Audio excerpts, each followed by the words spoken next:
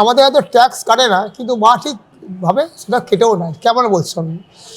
এই আয়ের 10% বলছে বা 5% কিছু দান করবেন, যার যেমন আয়। সেই দানটা হচ্ছে মায়ের ট্যাক্স। কলিযুগের নাম জপ, এই যে ঈশ্বরকে স্মরণ করে যে কোনো মূর্তিকে, কালী হোক, দুর্গা হোক, শিব হোক, নারায়ণ হোক, যে কোনো দেবতাকে বা দেবীকে স্মরণ করে একটু পাঠ করা। আমাদের মা হচ্ছেন অষ্টাদশভুজা, অর্থাৎ 18 হাত যুক্ত আমাদের দেবী। এই মূর্তিটা প্রাক ঐতিহাসিক যুগে অর্থাৎ বৈদিক যুগের এই মূর্তি। বিধায়ক দক্ষিণ কেন্দ্রে খোকন দাস উনি উদ্যোগ নিয়েছেন আমরা এখানে বসে খাওয়াবার জন্য, আমরা চেয়ার টেবিলে খাওয়াবো। বাইরে দেখলাম আপনাদের যাত্রী নিবাস আছে, তো যাত্রী নিবাসে বুক করতে গেলে কি করতে হয়?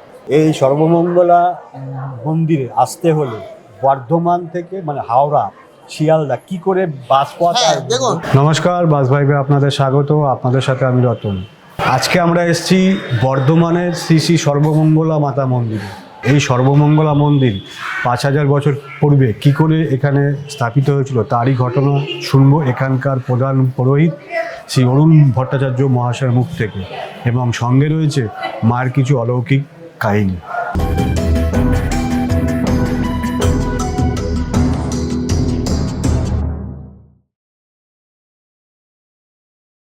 অরুণবাবু, আপনাকে স্বাগত। আপনাদের এই শ্রী শ্রী সর্বমঙ্গলা মন্দির কত সালে কিভাবে এখানে প্রতিষ্ঠা হয়েছিল সেই ঘটনা যদি আপনি সর্বপ্রথম আমাদের বলেন। আমাদের এই যে মন্দির দেখছেন, এই মন্দিরটা হচ্ছে নবরত্ন মন্দির। এই মন্দিরে যিনি আরাধ্যা দেবী, এই দেবীর নাম মা সর্বমঙ্গলা। সর্বমঙ্গলা অর্থাৎ যিনি সবার মঙ্গল করেন, সেই দেবীর নাম মা সর্বমঙ্গলা। যে কোনো শক্তি পূজা করতে গেলে এই সর্বমঙ্গলা মঙ্গলে শিবে সর্বার্থ সাধিকে শরণ্যে ত্রম্বকে গৌরী নারায়ণী নমস্তে, এই মন্ত্রটা বলতে হবে। এই মন্ত্রের ব্যাপারটা হচ্ছে মা মানুষের জীবনে তমসা কাটান আর শক্তি যোগান। প্রতিটি মানুষ নানান তাদের জীবনে নানান সমস্যা, নানান কষ্ট, নানান বাধা নিয়ে জীবন কাটাতে হয়। জীবন কাটতে গেলে একটা শক্তির দরকার, স্পিরিচুয়াল পাওয়ার দরকার হয়। সেই পাওয়ারটা হয় কলিযুগে নাম জপ, পূজা পাঠ আর দান। দান বলছে আপনি যদি সারা বছরে 1 লাখ টাকা দান করেন, যেমন গভর্নমেন্ট ট্যাক্স কাটে, কি 2 লাখ টাকা গভর্নমেন্ট ট্যাক্স করে, আমাদের হয়তো ট্যাক্স কাটে না, কিন্তু মা ঠিকভাবে সেটা কেটেও নেয়। কেমন বলছেন? এই আয়ের 10% বলছে বা 5% কিছু দান করবেন, যার যেমন আয়। সেই দানটা হচ্ছে মায়ের ট্যাক্স। অর্থাৎ আপনাকে মা যে টাকাটা দিল, ব্যবসা করেই হোক আর চাকরি করেই হোক বা যে কোনো জীবিকার মাধ্যমে যাই রোজগার করুন, সবটাই নিজের সংসারের জন্য ভোগ করবেন না। সেইটার জন্য কী করবেন না, দারিদ্র দুঃখ যারা কষ্ট পাচ্ছে তারা কোথায় পাবে? মানুষের দ্বারাই মানুষ উপকৃত হবে। যেমন দেবস্থানে দান, কোনো ভিখারি, নাগারি, ব্রাহ্মণ ইত্যাদি ইত্যাদি যারা যে সমস্ত দরিদ্র মানুষ, যারা মানুষের দানের ওপর ভরসা করে জীবিকা নির্বাহন করেন, তাদের দেওয়ার জন্যে আপনাকে মা এই মাসে মাসে জোগাড় করে দেন। সেখান থেকে কিছু অংশ দান করবেন, তাহলে বিপদ মানুষ খণ্ডন হয়, দানের দুর্গতি নাশ হয়। আর কী হয় না, কলিযুগের নাম জপ, এই যে ঈশ্বরকে স্মরণ করে যে কোনো মূর্তিকে, কালী হোক, দুর্গা হোক, শিব হোক, নারায়ণ হোক, যে কোনো দেবতাকে বা দেবীকে স্মরণ করে একটু পাঠ করা। যার যেমন শক্তি, সেই জন্য বলে গুরু মন্ত্রে দীক্ষা নিতে হয়। এই দীক্ষার দ্বারা হয় কি, মানুষ জীবনে প্রতিটি বিপদ থেকে একটা শক্তি পায় আর তমসাটা কেটে যায়। সেই জন্য কিছু ধর্মীয় কারণ আছে। এই জন্য ঈশ্বর বলেছেন প্রতিটি দেবালয়ে বা নিজের গৃহে যে ঠাকুর আছেন তাদেরকেও সেবা চর্চা করবেন। আমাদের যিনি আরাধ্যা দেবী, উনি হচ্ছেন কালো কস্তি পাথরের খড়ির দুর্গা মূর্তি। কিন্তু দুর্গা যেমন 10 হাত থাকেন, সাধারণত সারা বাংলায় দুর্গা মূর্তি যেটা আমরা দেখি, তিনি হচ্ছেন 10 ভুজা, কিন্তু আমাদের মা হচ্ছেন অষ্টাদশভুজা, অর্থাৎ 18 হাত যুক্ত আমাদের দেবী। কিন্তু মা সিংহবাহিনী, মহিষমর্দিনী, কিন্তু রূপটা হচ্ছে মহালক্ষ্মী রূপ। দেবী হচ্ছেন ত্রিবিধা, একটা হচ্ছে মহালক্ষ্মী, মহা সরস্বতী আর মহাকালী। এই রাজসী, তমসী, সাত্ত্বিকী, এই যে ভাগ করা আছে, সেই এক একটা সময় এক একটা রূপ দিয়েছিলেন। কারণ দেখুন, চণ্ডীতে বলা আছে দেবাসুর মবদ যুদ্ধং পূর্ণ মবদ শতং পুরা। এই 100 বছর ধরে দেবতাদের সঙ্গে মহিষাসুরের যুদ্ধ হয়েছিল। কারণ কি? দেবতারা স্বর্গে বাস করবে, ইন্দ্র, অরুণ, বগ্নি, চন্দ্র, এই যে ইন্দ্রাদি যে দেবগণ, যে সমস্ত স্বর্গে দেবতা, সূর্য, পবনদেব, এরা সব ধ্যান যুগে আরও তাদের যে বড় মহাদেব নারায়ণের তপস্যা করেন। দেবতার ভগবান এক নয়। দেবতা হচ্ছে যেমন মনসা দেবী, কালী পুজো, এইসব দেবী করছেন না, আর কালী হচ্ছে মহা শক্তি। এই যে দেবতাকে আমরা যে আমরা পূজা পাঠ করি, তার মধ্যে একটা মনের শক্তি পাই। এই তিনটে দেবীর ভাগ হচ্ছে, যিনি রাজসী, সেই হচ্ছে আমাদের মা মহালক্ষ্মী। এই রূপটা হচ্ছে মহালক্ষ্মী। দেবতার সঙ্গে মহিষাসুরের যখন যুদ্ধ হয়েছিল, শুধু মহিষাসুরের সঙ্গে হয়নি, 8টা অসুরের সঙ্গে যুদ্ধ হয়েছিল। একটা হচ্ছে মধুকৈটব, এটা মহামায়ার মোহ জালে বিষ্ণু দ্বারা এই যে চক্র দিয়ে ও যখন কেটে দিয়েছিল। আর দেবী যখন বধ করেন, তখন রক্তবীজ, ধূম্রলোচন, শুম্ভ নিশুম্ভ, চণ্ডমুণ্ড, এইভাবে বধ হয়েছিল। কিন্তু সবচেয়ে বড় নাম করা যে অসুর, সেটা হচ্ছে মহিষাসুর। কারণ উনি দেবতার সঙ্গে সরাসরি লড়াই করেছিলেন এবং অনেকক্ষণ ধরে যুদ্ধ হয়েছিল। এই যুদ্ধ যখন শেষ হয়, তখন মাকে উনি স্যালেন্ডার করে বলেন, মহিষাসুর, যে আমি যেই শক্তিটা, সেটা তোমারই দিয়া মা, আমাকে তুমি শক্তি দিয়েছ, কিন্তু বুদ্ধি জ্ঞান তো দাওনি, তাই অসুর বুদ্ধি আমি তো তোমাকে বুঝতে পারিনি, আমি সাধারণ নারী মনে করেছিলাম। তো একটা নারী শক্তির সঙ্গে যেভাবে যুদ্ধ করা সম্ভব, আমি সেইভাবেই করেছিলাম। কিন্তু তুমি যে পরম ব্রহ্মময়ী মা, তুমি তো আমারই মা, আমি সেটা বুঝতে পারিনি। আর সে বোধ শক্তি তুমি আমাকে দাওনি, তাহলে আমি কি করব? আমার যদি জ্ঞানই না থাকে, তুমি আমার জ্ঞান দাওনি, তো কী করবো? তখন দেবী বললে, হ্যাঁ, এইগুলো যুগ যুগান্তর একটা সৃষ্টি হয়, এইটা শুধু যাতে পথ দর্শন করে, সেই জন্য এইটা একটা সৃষ্টি। মহামায়ার প্রভাবে না সংসার ও স্মৃতিকারী না তন্মাত্র বিস্ময় কার্য যোগ ও নিদ্রা জগৎ বলে। এই যোগ নিদ্রার দ্বারা সমস্ত কিছু মানুষ চলে। এইটা সবই মহামায়ার ইচ্ছা। তিনি যদি মনে করেন আপনাকে খেতে দেবেন, খেতে পাবেন। আপনার খাতে থাকলে খেতে পাবেন না, পয়সা থাকলে খেতে পাবেন না। আবার উনি যদি মনে করেন পয়সা না থাকলে খেতে পাবেন না। সবটাই কিন্তু মহামায়ের ইচ্ছা, মায়ের কৃপার দ্বারা হয়। মানুষ ইচ্ছা করে, নিজের ইচ্ছা করে কিছুই করতে পারে না, যদি না দেবতার আশীর্বাদ থাকে। তাই এই দেবী যখন যুদ্ধের শেষ হয় মহিষাসুরের সঙ্গে একটা সময়, তখন মার কাছে ক্ষমা চেয়েছিলেন। তখন দেবী বলেছেন, আমি জানি তুমি বরপ্রাপ্ত, নাহলে কি আমাদের সমস্ত দেবতাদের স্বর্গ থেকে নামাতে পারো? কিন্তু তোমাকে যে বুদ্ধি দিই, সেটা তার কারণ অন্য। আজ থেকে আমি তো আশীর্বাদ করছি, আমাকে যারা মত্ত লেগে পুজো করবে বা ভক্তরা আমাকে যে পুজো পাঠ করবে, আমার সঙ্গে মহিষাসুরও থাকবে, তোমার রূপও থাকবে। তাই যে কোনো দুর্গা মূর্তিতে দেখবেন মা মহিষাসুর আছেন, সিংহ আছেন, আর মা আছেন।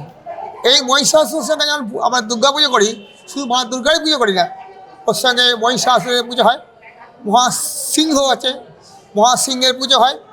এর সঙ্গে আরও যে সমস্ত দেবতা থাকে, লক্ষ্মী, গণেশ, কার্তিক, সর্প, যে মায়ের পুজো হয়। মা যাদের যাদের নিয়েছিল বিভূতি, এই মায়ের যে বিভূতি আর সঙ্গী ছাড়িয়েছিল, সবাইকে নিয়েই কিন্তু আমাদের পুজো হয়। আপনার থেকে শুনলাম শক্তির কথা। মা যে এখানে স্থাপিত হয়েছিলেন, শিলামূর্তি, এটা কী করে এখানে উনি স্থাপিত? দেখুন, এগুলো হচ্ছে কিছুটা জনশ্রুতি, কিন্তু স্মৃতি এবং শ্রুতির ওপর নির্ভর করে অনেক কিছুই বলা যায়। দেখুন, একটা উদাহরণ দিচ্ছি, যেটা অযোধ্যায় আজ থেকে যে ওখানে যুদ্ধ হয়েছিল, কুরুক্ষেত্রের যুদ্ধ হয়েছিল, সেটা কেউই দেখেনি। 5000 বছর বা তারও হয়তো আগে এই যুদ্ধ হয়েছিল। কিন্তু অযোধ্যাতে গেলে আপনি দেবেন রথের চাকা, সেইটার মতো অনেক কিছু নিদর্শন পাবেন। তাতে অনুভব করা যায় এই রথে এইখানেই হয়তো কুরুক্ষেত্রের যুদ্ধ হয়েছিল। কিছু প্রামাণ্য তত্ত্ব না থাকলেও সবটাই প্রামাণ্য তত্ত্ব হয় না। আপনার যেমন আপনি মায়ের সন্তান। আপনি এমন হয়তো মানুষ হয়েছেন, মা যদি বলে দেয় তোর বাবা এটাই, তখনই আপনি বাবাকে চিনতে পারবেন। সবটাই মানুষ কিন্তু নিজে পারে না, সবটা পুঁথিগত বিদ্যায় হয় না, কিছুটা চিন্তা ভাবনা এবং জ্ঞানের উপর নির্ভর করতে হয়। সেই আমাদের এই মা সর্বদা দুর্গা কালো কষ্টি পাথরে খোদিত দুর্গা মূর্তি বৈষ্ণবর্ধিনী। এখানে জনশ্রুতি আছে, এই মূর্তিটা আইডল অফ সর্বদা মাতা ঠাকুরেরই, যেটা মূর্তিটা দেখছেন ইনি 18 হাতে মহিষাসুরকে যুদ্ধ করছেন। তো কিন্তু এই মূর্তিটা প্রাক ঐতিহাসিক যুগে অর্থাৎ বৈদিক যুগের এই মূর্তি। যখন হরপ্পা মজুমদারে খননের সময় মাটির তলা থেকে যে সময় নীলময়ী মূর্তি পাওয়া যায়, তখন দেখা গেছিল অনেক নীলময়ী মূর্তি সব দুর্গা মূর্তি, কেউ দশভূজা, কেউ অষ্টাদশভূজা, কেউ অষ্টভূজা, এইভাবে যে মূর্তি শক্তি মূর্তি পাওয়া গেছিল। তাহলে এইটাই প্রমাণ হয় তৎকালীন যুগেও এই দুর্গা পুজো প্রচলন ছিল, তখনকার অধিবাসীরা পুজো করতেন। সেই সময়ের মূর্তি আমরা এই মা কী করে বুঝলাম না, মায়ের মূর্তিটার নিচে একটা শিলালিপি ছিল, একটা পৈশাচিক ভাষা। সেই ভাষাটা শব্দ উদ্ধার করতে পারেনি কী লেখা ছিল, মানে অবক্ষয় হয়ে গেছিলো, ক্ষয়তে করে। যেটুকু জানা যায় তাতে দেখা যায় উনি পৈশাচিক ভাষা লেখা ছিল, যেটা আজ থেকে মিনিমাম 5000 বছর, about 5000 years old, idol of সর্বদা মাতা ঠাকুর। এই মূর্তিটার আলাদা মাহাত্ম্য ছিল, কারণ মা বিভিন্ন হস্তস্থল হয়ে হয়ে বিভিন্ন জায়গায় এসছেন, বিভিন্নভাবে ঘুরে ঘুরে শেষকালে আমাদের মা বোধহয় আমাদের বর্ধমানে অধিষ্ঠাত্রী দেবী, রাঠের জননী, মা বঙ্গজননী হিসেবে আমাদের এখানে আমরা পেয়েছিলাম। কীভাবে ছিল, এই বর্তমানে যে রাজ কলেজ আছে, এই কলেজটার পেছনে একটা বড় জলাশ্রয় ছিল, এবং জলাশ্রয়ে চারিপাশে বগ্রখৈত্য অর্থাৎ বাগদিদের বসবাস ছিল। সেখানে বাগদিরা জেলেনি রূপে পুকুরের জলে মাছ ধরত। সেই পুকুরের জলে যখন মাছ ধরতে যায়, নানান রকম জিনিসের সঙ্গে, মাছের সঙ্গে, শামুক খোলার সঙ্গে ওই মায়ের মূর্তিটা পায়। মায়ের মূর্তিটা এতটাই খারাপ হয়ে গেছিলো, জলে দীর্ঘদিন থেকে থেকে সালাতে পড়ে করে মাটিতে, ওরা বুঝতে পারেনি, ওনারা সাধারণ পাথর মনে করেছিল।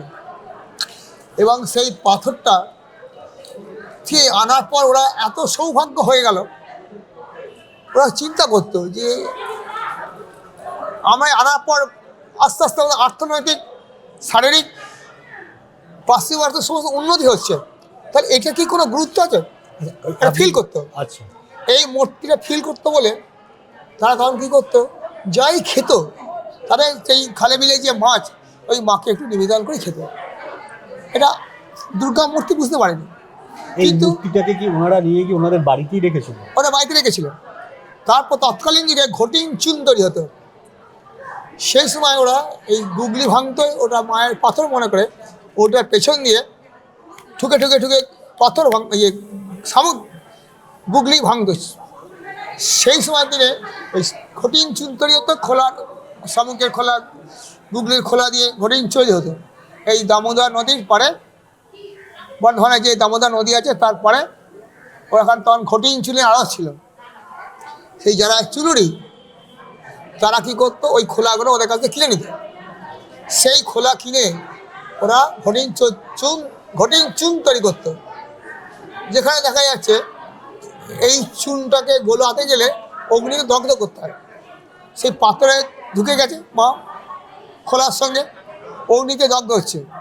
তখন মা কষ্ট পেয়ে বর্ধমানে যে মহারাজ, সেই কীর্তিচাঁদ মহাদেব, তাকে স্বপ্নে দেন যে আমি বর্ধমানের অধিষ্ঠাত্রী দেবী, আমি মৃন্ময়ী মা দুর্গা মূর্তি, আমি এখানে অগ্নিতে দগ্ধ হচ্ছি, তুমি এখান থেকে আমাকে উদ্ধার করো। আর এই সময় আমাদের যে পুরোহিত ছিলেন, যারা মহাযোগী, আমাদের পূর্বপুরুষ 7-8 পুরুষের আগের কথা বলছি, 7 থেকে 8 বছর, 800 বছর আগের কথা বলছি, তারা এখানে এটা মহা শ্মশান ছিল।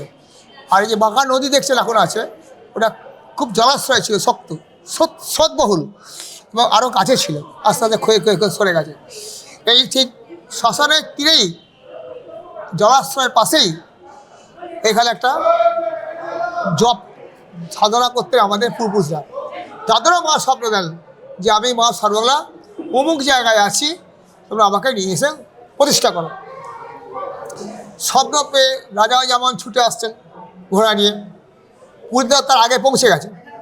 সে পুরীরা মাকে পেয়ে বুঝতে পেরেছে, আকার টাকার সব পরিষ্কার করে নিয়ে চলে আসছে। রাজা সংবাদ পায় দুজন পুরীত এখান থেকে নিয়ে চলে গেছে সেই মূর্তি। তখন রাজা পথ অনুসরণ করে বলে কোন দিক দিয়ে গেছে, বলে এই আল দিয়ে গেছে। লোকের কাছে জানতে পারছে।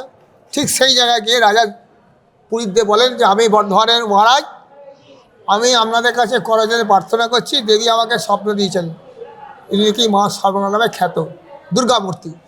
বলছে হ্যাঁ আমরাকে মা স্বপ্ন দিয়েছি, আমরাই নিয়েছি, আমরাই পুজো পাঠ করবো, এখানে রাজারাজির কিছু ব্যাপার থাকবে না। বলছে না না, আপনারাই পুজো করবেন, আমি তো ক্ষত্রিয়, আপনার ব্রাহ্মণ, আপনারাই পুজো করবেন, কিন্তু আমার যেটুকু কর্তব্য আমি এই মন্দির পরিষ্কার করে দেবো, এই মায়ের পূজা, মন্দির সংস্কার, তারপরে ভোগ রাগ পূজার যা খরচ খরচা আমার রাজকোষের ফান্ড থেকে তা ব্যয়িত হবে। ওরা খুশি হলো, ঠিক আছে, কিন্তু পুরীত হবে আমরা। তখন রাজা বললে আপনারা খুশি, একটি অনুরোধ যদি সম্ভব হয় আমাদের বংশের নামে পুজোটা সংকল্প করবেন, সারা জীবন আমি দায়িত্ব নিচ্ছি, আমি যতদিন আমি থাকবো বেঁচে বা আমার বংশধররা সেই নির্দেশে দিয়ে যাব, যেন মায়ের সেবা পূজা ভোগ রাগ দায়িত্ব তারা পালন করে ওন ফান্ড থেকে নিজস্ব। সেইভাবে দেখা গেছে রাজবাড়ির লোকেরা এই মন্দির তৈরি করেন। এই যে মন্দির দেখছেন এটা হচ্ছে নবরত্ন মন্দির। আর দক্ষিণেশ্বরের পরে রাজপুরী দেবী কিন্তু বর্ধমান রাজার কাছে এসেছিলেন, ঠিক দেবেন ওদের দক্ষিণেশ্বরের যে ভবতারিণীর মন্দির সেখানে নবরত্ন মন্দির।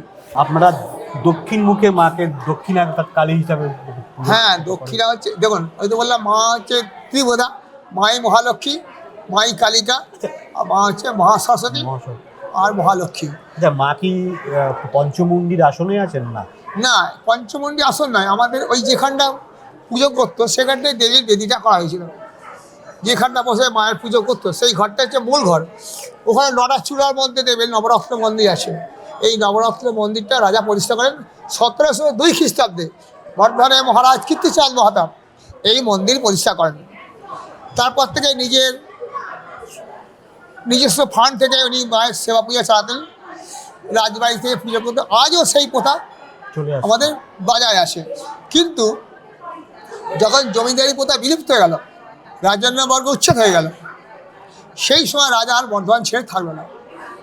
বংশানুক্রমে শেষ যে রাজা উদয়চাঁদ মহাতাব যখন দেশ স্বাধীন হয়ে গেল, তখন তার রাজা রইল না, রাজার কর্তৃত্ব থাকলো না। তখন রাজা বললো যে আমি আমার কলকাতা আলিপুরে চলে যাবো নিজস্ব বসত বাড়িতে, আমরা একা থাকবো না। তারও একটা কারণ আছে, বর্ধমান মহারাজা নাকি ওই তখন সরকার গঠন করা, যখন কংগ্রেস সরকার যখন প্রথম সরকার হয় তখন ওই ভোটে দাঁড়িয়েছিলেন, তখন বিরোধী পার্টিরা সব সময় থাকে, তারা প্রচার করলো যে ভোটটা রাজাকে দেবেন না, রাজা আপনাদের দুঃখ কষ্ট বুঝবে না, আপনাদের রাজা দূর থেকে আঙুলবাড়ি করবে আর আমরা আপনাদের ঘরে পৌঁছে যাব, ঘরে ঘরে সুখ দুঃখের পাশে থাকবো, যেটা রাজার পক্ষে সম্ভব না। তখন লোকে তাই বুঝিয়েছিল, সবসময় রাজা তো কাউকে বোঝাতে পারে না, রাজা বোঝাতে জানি আমি আমার ভক্তদের সব দিচ্ছি উদ্ধার করে, আমার এই লঙ্গর খেলা খুলে দিলাম, আমার ভোট হবে, লোকে আমার ওখানে খাওয়া দাওয়া করবে, বস্ত্র দান করবো, আর লোকে আমাকেই ভোট দেবে। রাজা ভাবতেও পারেনি যে এই বর্ধমানবাসীর জন্য এই ডাল্লা ফ্যাক্টরি করেছিলেন, আমাকে বিরুদ্ধে ভোট দেবে, আমি লোকের পৌঁছাতে পারি না বলে, সেটা ভাবতে পারিনি। রাজা হেরে গেছিলেন। আচ্ছা, তখন বিনয় চৌধুরী জিতেছিলেন, এটা রিসেন্ট খবর। তারপর থেকে রাজা আর বললো বর্ধমান আর থাকবো না, বর্ধমানবাসী যেমন আমার চায়নি, তার রাজা বলে যেমন আমার মানিয়ে নিতে পারিনি, তখন আমি আর থাকবো না। রাজা যখন চলে যান তখন রানীমা রাধারানী দেবী বলেন হেরে যাব না, তোমার পরিবারটা আমি দাঁড়াবো। তারপর রানীমা দাঁড়িয়েছিলেন, প্রতিটি মানুষের দরজায় দরজায় গিয়েছিলেন, সেই ঘটনা আমার চোখে দেখা আছে। রানীমা যখন আসেন, লোকে বায়না দিচ্ছে, আজ দিচ্ছে, জল ঢেলে দিচ্ছে, খই দিচ্ছে, আহ্বান করছেন, বিপুল ভোটে জিতেছিলেন। আসলে অনেক সময় দেখা যায় রাজনীতিতে, তখনকার দিন রাজনীতি এখন নোংরা রাজনীতি ছিল না, রাজরাজারাই জানাতেন, বড় বড় শিল্পপতিরা ভোটে দাঁড়াতেন, তাতে তাদের পয়সার অভাব নাই। সেইভাবে রাজা যখন চলে যায় তখন রানীমা ভোটে জিতে তারপর চলে যান। এবার যাবার এখান থেকে ছেড়ে চলে যান বর্ধমানবাসী, নিজের বসত বাড়িটা বর্ধমান ইউনিভার্সিটিকে দিয়ে যান, বর্ধমানবাসী যাতে লেখাপড়া শিখতে পারে, যাতে কোনো অসুবিধা না হয়, সেই কথা ভেবেছিলেন। এত দয়ালু ছিলেন, আমাদের পূর্বজরা আজও তাদের স্মরণ করে যে কী ভালোবাসায় পেয়েছিলাম। উনি থাকলে বোধহয় আমাদের আর কোনো দুঃখ, ডাল্লা ফ্যাক্টরি বড় বড় কারখানাগুলো উনি করেছিলেন যাতে এখানকার ছেলেরা চাকরি পায়। খাবার কোনো অভাব রাখেনি, যে যা চেয়েছে দিয়ে গেছে। আমাদের মন্দির প্রতিষ্ঠা করার সময় 1959-এ বর্ধমান মহারাজ একটা ট্রাস্ট বোর্ড গঠন করে দেন। সেই ট্রাস্ট বোর্ডের মধ্যে বর্ধমানের যে মিউনিসিপ্যালিটি চেয়ারম্যান তাকে রাখলেন, আর তখনকার যে যারা চেয়ারম্যান ছিল সমস্ত বৈশালী লোক, ভালো লোক ছিল, কোনো পার্টির দকমা ছাড়াই। সেই সব লোকগুলোর জন্য যিনি চেয়ারম্যান হবেন তখন এই বোর্ডের একজন মেম্বার হবেন, এই কথা রাজা বলে গেছিলেন, সেই ডিলটা করেছিলেন।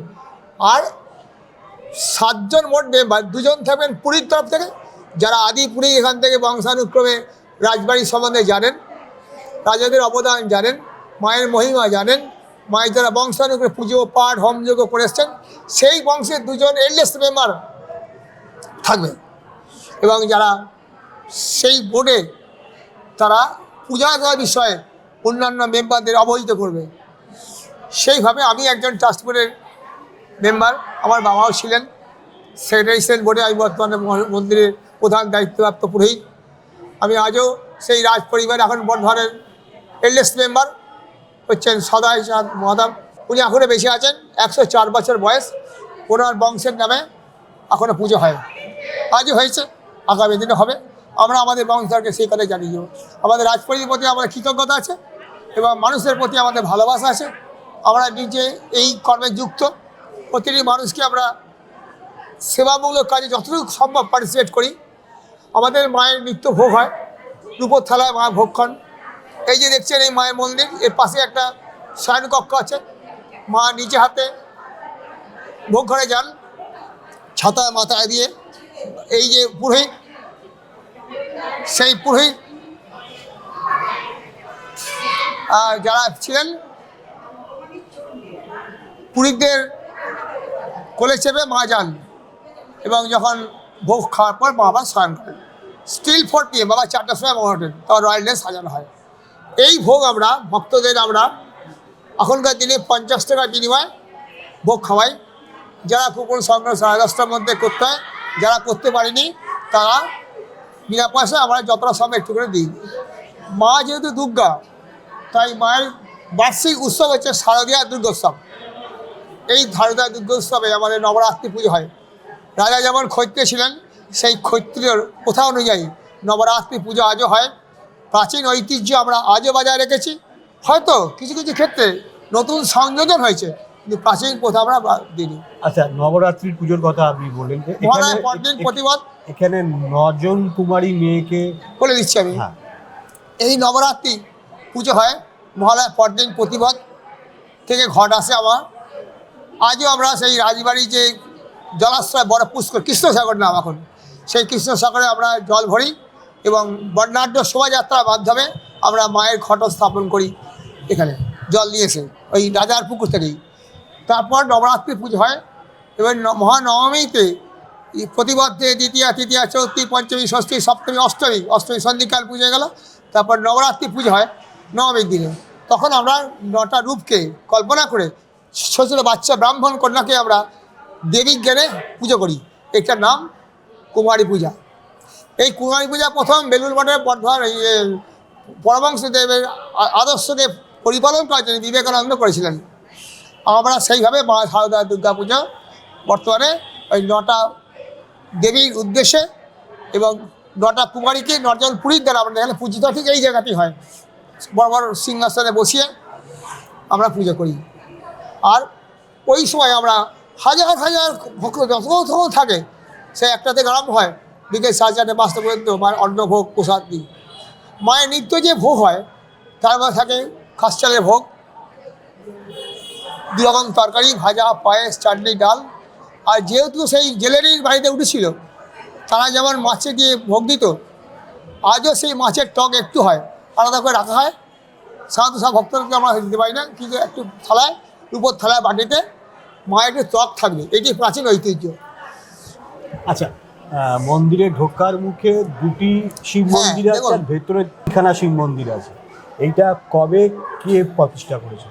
এই শিব মন্দিরগুলো এক একটা সময় এক এক রাজা, ওদের বংশের নিয়ম ছিল, যে যখন জন্ম হতো তখন রাজা একটা শিবের নাম দিয়ে শিব প্রতিষ্ঠা করতেন। তাদের বংশের এক একটা রাজা, এক রাজাই সব করে তা নয়, বিভিন্ন রাজা বিভিন্ন সময় সেই সব এই নামে, যেমন প্রতাপেশ্বর, কালেশ্বর, ব্যবস্থা, এখানে যেমন ভেতরে তিনটে আছে। আর এই তখন দক্ষিণ দিকে এই গেটটা ছিল, পরে এই গেটটা হয়েছে। এটা হচ্ছে এখন মায়ের মূল গেট, কিন্তু এই দিকে একটা গেট ছিল। আর এই গেটে যে তিনটে দেবতা আছেন, মানে মহাদেব হচ্ছে রামেশ্বর, আর নিত্যেশ্বর, আর কমলেশ্বর। আর বাইরে যে এই দিকটা আছে ইন্দ্রেশ্বর, চন্দ্রেশ্বর, এই পাঁচটা মন্দির আছে এই মন্দির চত্বরে। এবং এই মন্দির চত্বরে পাঁচটা শিবেরও পায়েস দিয়ে ভোগ দেওয়া হয়, সকালে পুজো হয়। আচ্ছা, আপনাদের এই ঢোকার মুখে কি মানত গাছ আছে? এই মানত গাছটার কি কোনো মাহাত্ম্য আছে আলাদা? না, এগুলো হচ্ছে মায়ের মধ্যে যারা ভক্ত আসে তাদের ইচ্ছা মতন আবেগে তারা নিজে নিজে সিদ্ধান্ত নেয়। যেহেতু যে কোনো কাজই ধর্মীয় কাজ, ধর্মের উদ্দেশ্যে একটা ইস্কু আপনি পুজো করেন, তাতেও সেই একই হবে। এবার নিজে নিজে আবেগে ঘুরে এক একটা মানুষ এক এক সময় এক এক পদ্ধতিতে দেবীকে আরাধনা করেন। আচ্ছা, ভোগ প্রসাদে পাওয়ার জন্য আর কি এখানে এসেই কি কুপন কাটতে হবে, না ফোন মারফত আপনারা না, আমাদের ফোনে আমরা এখন ওই অনলাইনে ভোগটা করতে পারি না, সরাসরি ট্রান্সপোর্ট অফিসে আসতে হবে।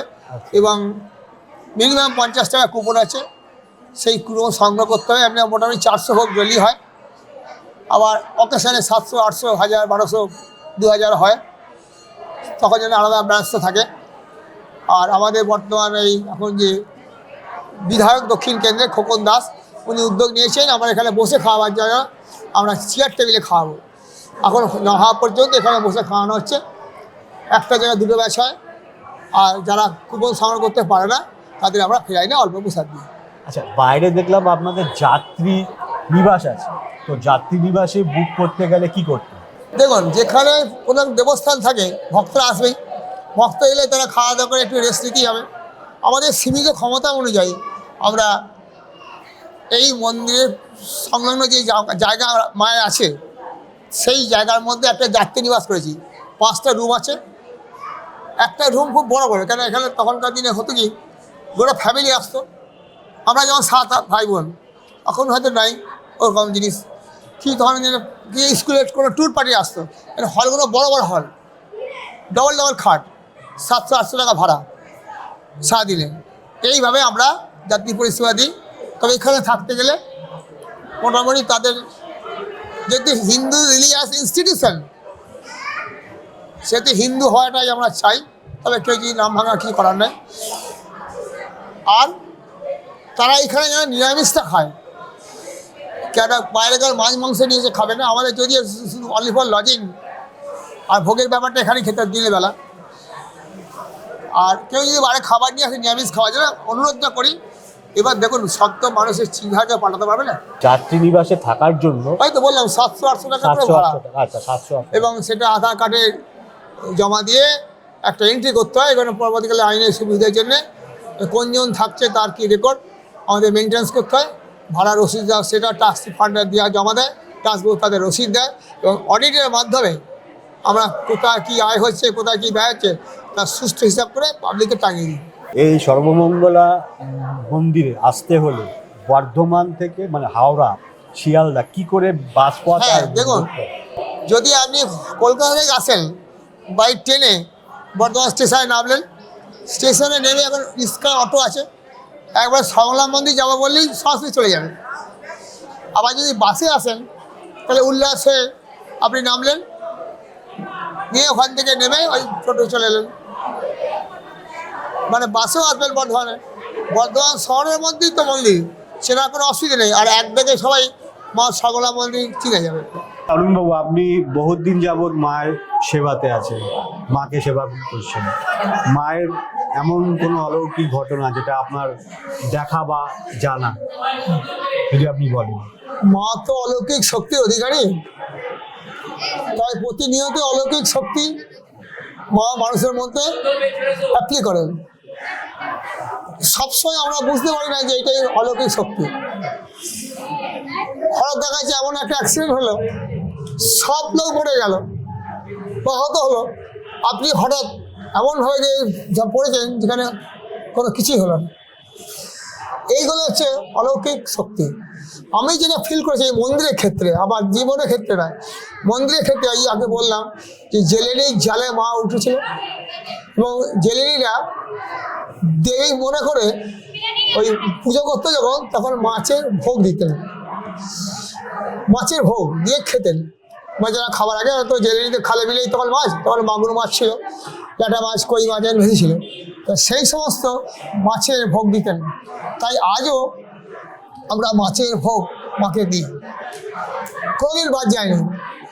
একবার আমি যখন অল্প বয়স, আমার যৌবন বয়স, তখন ইন্দিরা গান্ধী যখন মারা যায়, সেই সময় বোধহয় 82 না 84 সাল ছিল, তখন শিখ সম্প্রদায়ের সঙ্গে দাঙ্গা বেড়ে যায়। সেই সময় কার্ফিউ জারি করেন। তৎকালীন দিনে যে প্রশাসন ছিল তারা এইটাকে আটকাবার জন্যে কোনো রাস্তা রয়ে দিত না, সব বন্ধ থাকতো। তারপর 3 দিন 4 দিন হরতাল, কার্ফিউ, যার জন্যে আমরা মাছ সংগ্রহ করতে পারিনি। মাকে দিয়ে আমি যখন কান্নায় ভেঙে পড়ি, সে মা 8 দিন পর্যন্ত কোনো অঘটন ঘটলো না। এই মাছ আর শাক মাকে দিতেই হবে, আমি কি করব? মায়ের জন্য তপস্যায় বসলাম। কি উপায়? রাস্তায় জনমানব নাই, কোনো বাজার নাই, কোনো জেলেরি নাই, কোনো প্রভাব করার কারণেই মাছ সংগ্রহ করা খুব দুষ্কর ব্যাপার হয়ে দাঁড়িয়েছে। সেই সময় দেখলাম মায়ের ভোগ খাবার ঠিক 15 মিনিট আগে একজন